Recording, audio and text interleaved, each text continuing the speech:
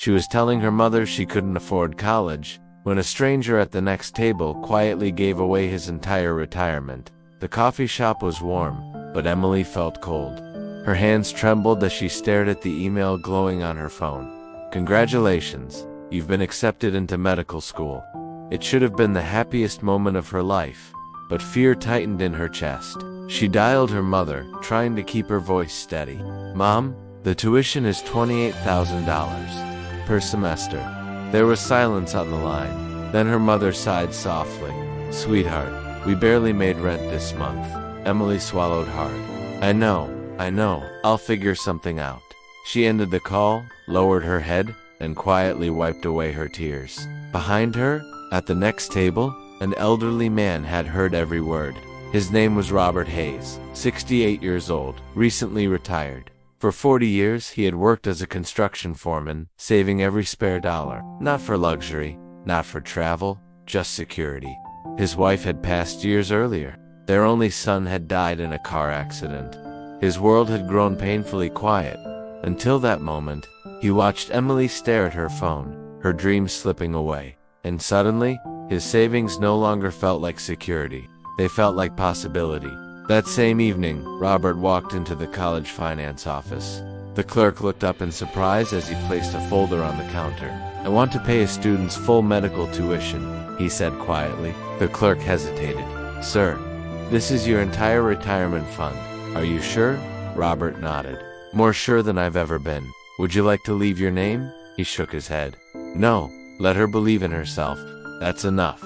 The next morning, Emily was called into the administration building. "Your tuition has been fully covered," the clerk said with a smile. Emily froze. "All of it. No loans, no debt." "Nothing," the clerk replied. Shocked and overwhelmed, Emily searched everywhere. Payment records, offices, administrators. But the donor had requested complete anonymity. No name, no face, no explanation. From that day forward, Emily studied with a fire she had never known. She worked part-time, tutored classmates, volunteered at free clinics. Some nights, she slept in the library. Other nights, she cried alone. Whenever exhaustion took over, she whispered to herself, "Someone believed in me. I won't waste it." Years passed. Her professors noticed. Her peers admired her. Her reputation spread. And when graduation day finally arrived, Emily stood at the top of her class. The auditorium was filled with applause, but the dean raised his hand.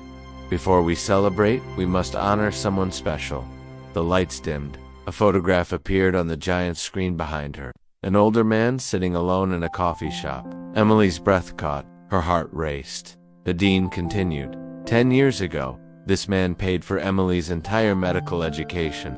He asked for nothing, and said nothing. Emily's eyes filled with tears. She rushed down the stage steps, scanning the crowd until she saw him standing quietly near the back. She ran to him and wrapped her arms around him. "I looked for you for 10 years, she cried. Robert smiled gently. "I didn't want thanks," he said softly. "I wanted purpose." Years later, Emily became one of the most respected heart surgeons in the region. Her hands were steady, her mind sharp, her compassion unmatched. Late one winter night, an emergency call rushed through the hospital. Elderly male cardiac arrest, unconscious. When Emily entered the trauma room, time stopped. Gray hair, weathered face, that familiar silver ring. "Robert," she whispered. She led the surgery herself, hour after hour. Sweat, tension, precision. When his heart finally stabilized, the entire operating room exhaled. Days later, Robert slowly regained consciousness. Weak and confused, he noticed a nurse placing an envelope on his tray. His heart began pounding. He had no savings left, no insurance, no way to pay. With trembling hands, he opened it. There was no bill, only a letter. "You paid for my education. Allow me to pay for your healing." With endless gratitude, Emily, tears streamed down his cheeks. When Emily entered the room, he looked at her and whispered, "I never expected this." She smiled gently. "You never expected anything. That's why you deserve everything." From that day on, Emily cared for Robert, his family, arranging medical care, housing, and comfort. But she didn't stop there. She created the Robert Hayes Medical Scholarship. helping students who had talent but no money, just like she once had, because one silent act of kindness had rewritten countless futures. And sometimes, the smallest sacrifice creates the greatest legacy.